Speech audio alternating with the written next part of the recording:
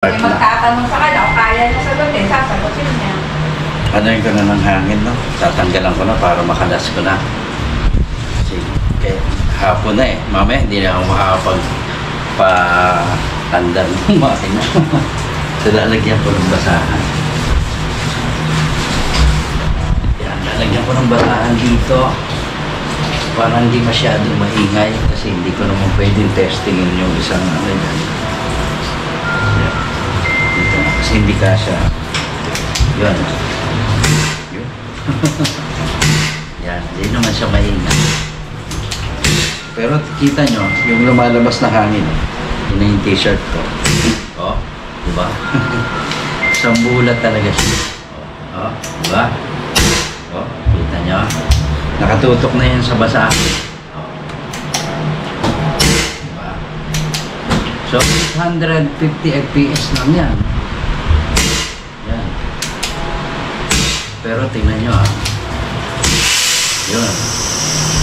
So, maubos na yan. So, yun na.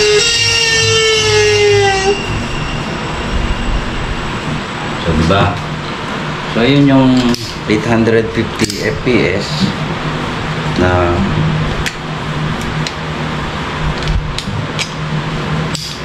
yan. Tapos, tatanggalan ko na siya ng benda. Sabi sa inyo, pakita ko sa inyo eh. Pagtanggal ko na. Before that, alisan ko muna ng scope. Alisin ko muna yung scope niya para madali tayong yan.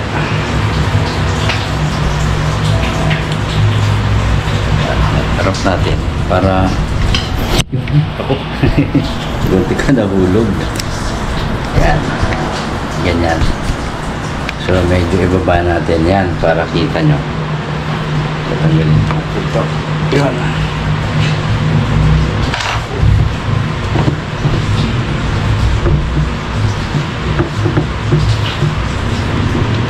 Yan. Ganyan yung scope nya.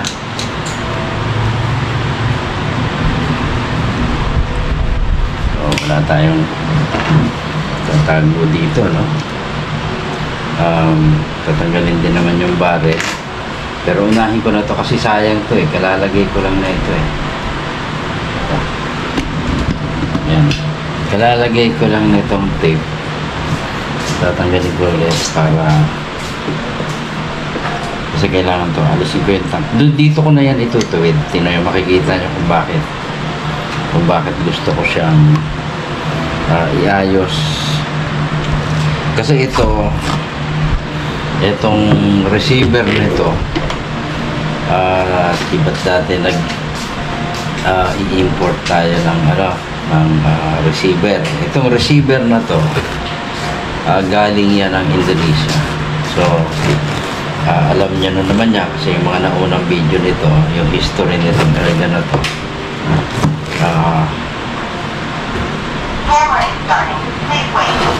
Itong istorya nito, alam niyo na naman na kaya ko ito tinira kasi reject siya. Ayoko naman ibibigay sa iba ng ganito. So ngayon ko lang siya maasikaso. Ngayon ko lang siya maasikaso iayos kasi hindi tuwid. Pangit tingnan.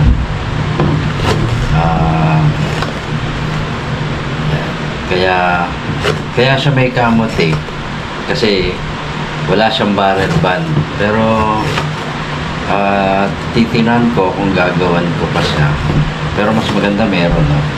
Kaya lang itong camo tape kasi parang mas natutuwa ako dito kaysa barrel band kasi yung barrel band medyo nalalakihan ako doon sa space dito na makukuha niya. Ewan ba bakit gano'n? Ako yung gumagawa, nilalagyan ko ng barrel band yung iba, pero yung sa akin parang ayaw ko ng meron. Meron nga ako dyan isang barrel band na tinanggal ko rito. Tinesti ko lang dito na inanodize.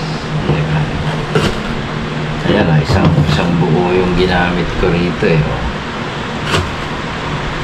Kasi nakabili ako nito, parang maraming free.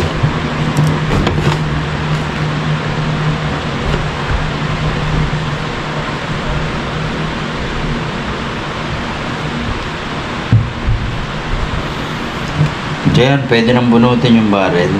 Pero ano yan, pag tinanggal kasi yan, ewan ko akong parang tanda ko tinatanggal pa yung ilalim. Pero try ko na lang dito.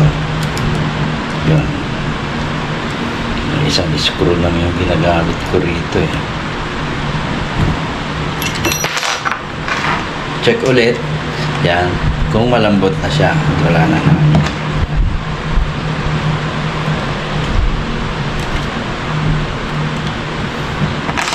Bunutin.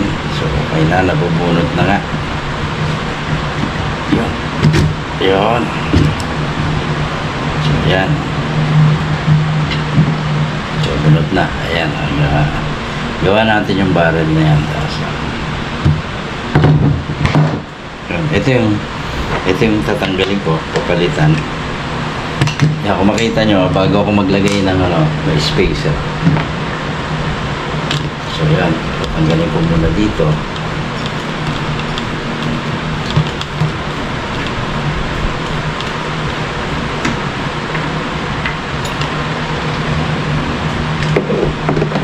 Ang pangit tingnan, no? Pag walang tangke at saka ano. So dito, makikita nyo na yung difference. Yan. Difference nila ang dalawa. Yan, kala ko mapapahiya ako eh. Hindi siya ayan o. Ayan yung niya, medyo malaki naman yung loob niya. Malaki yung sa loob. Pero sisiw siya dito.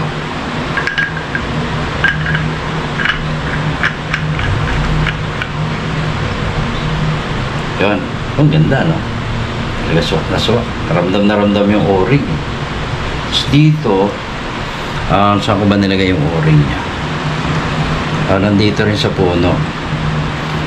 Susukatan ko lang ng o-ring kasi mas malaki na o-ring dito kaysa dito. Pero ito, proven na. Nakita nyo naman. Ito lang talaga yung kanyang o-ring dito lang.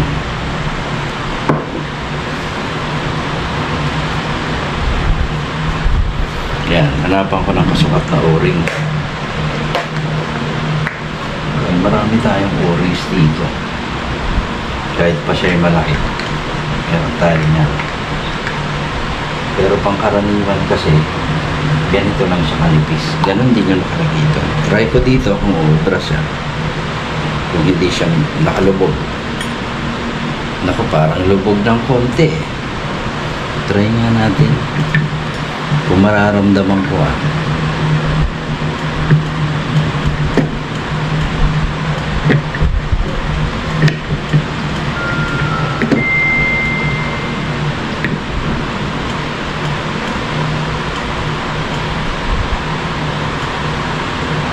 Nagbago yung position ng nasa ilalim na siya.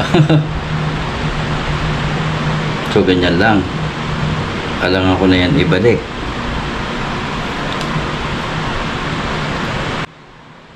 So diba medyo malayo. Kaya yan ang iaayos ko. Tapos tingnan ko siya sa barrel kung medyo okay na siya. Ito nga pala ay walang offset. So tingnan ko kung pantay na siya dyan.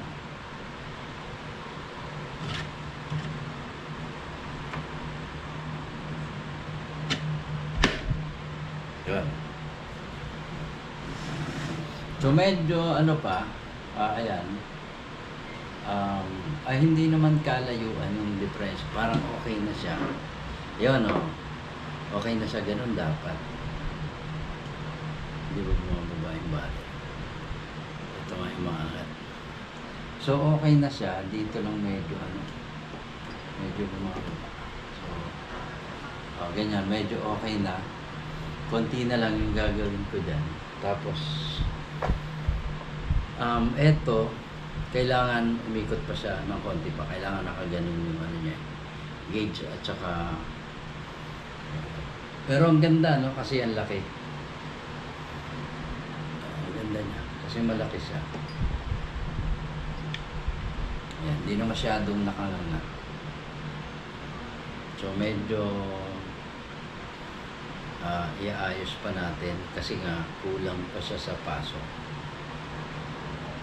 Yan, mag-a-adjust pa tayo. Tinitingnan ko saan natin pwedeng adjustin. Yan.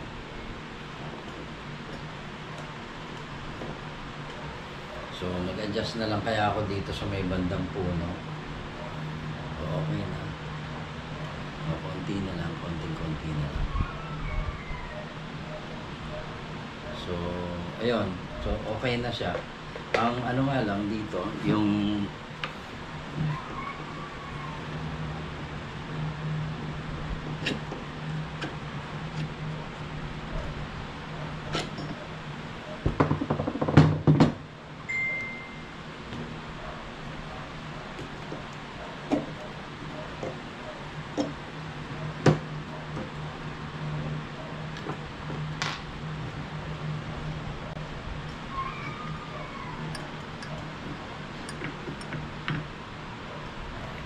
so dito, mag-a-adjust ako ng konti para ano. Pero hindi ko nakakita kung nasaan nakatapat yung ano, yung top dapat.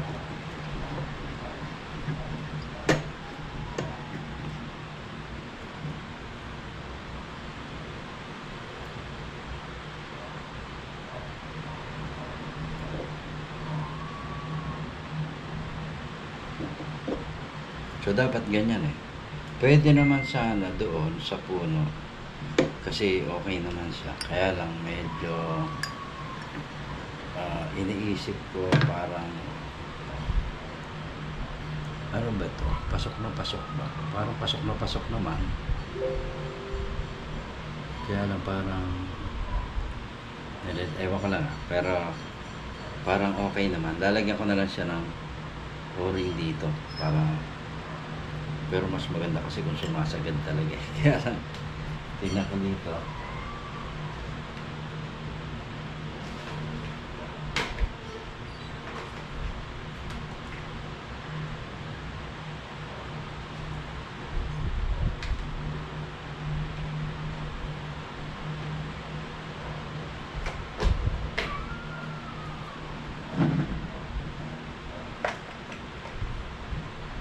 Dapat medyo manipis lang yung mapapalagay natin.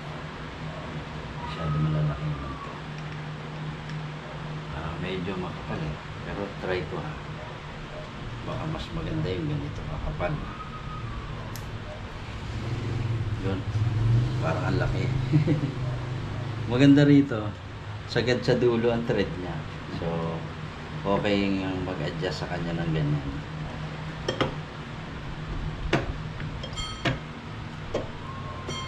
So yun, pumapasok naman. So yan, ganyan lang, ganyan lang.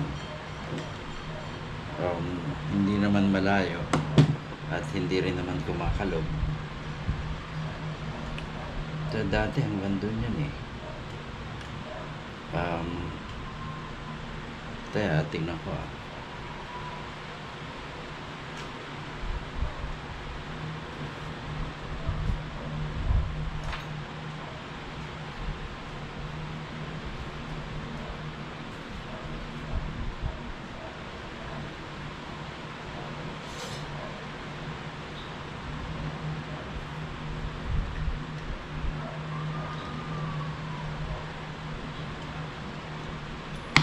Yan.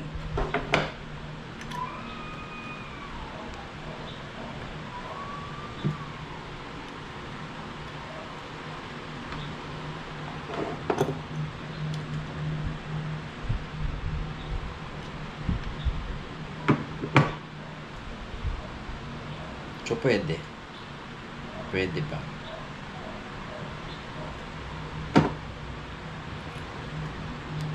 Dati ganon. Kung higpitan ko lang kasi baka mahirapan tayo rito mag-adjust. Baka humigpit eh.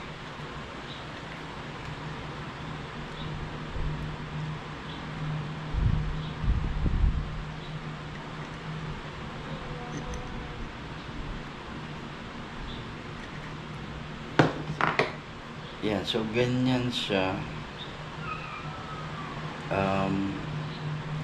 Teka, may lumabas yatang goma din. Ay, lumabas yung o-ring.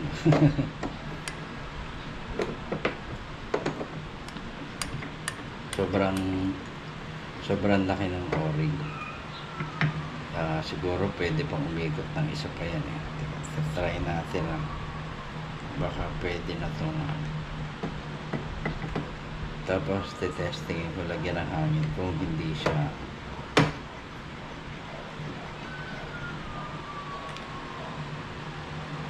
so yun, hanggang dyan lang talaga.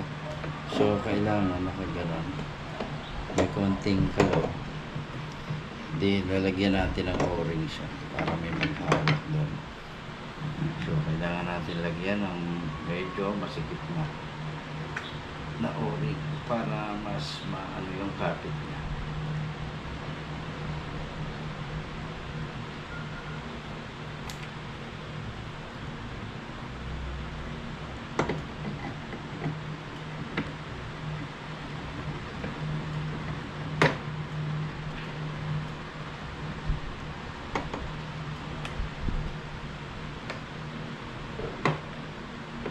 So yan, wala nakalog.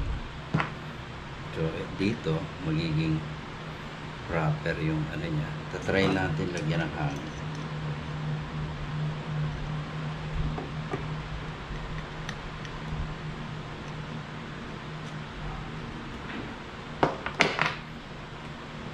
So yan.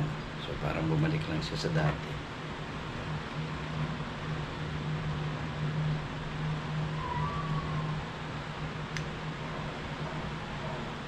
Yun. Tansya-tansyahan ng ano. Yeah.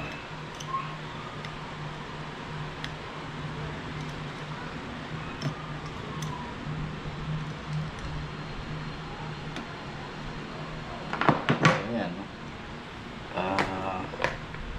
Buo na kagad. So tatry ko naman lagyan siya ng hangin kung okay na.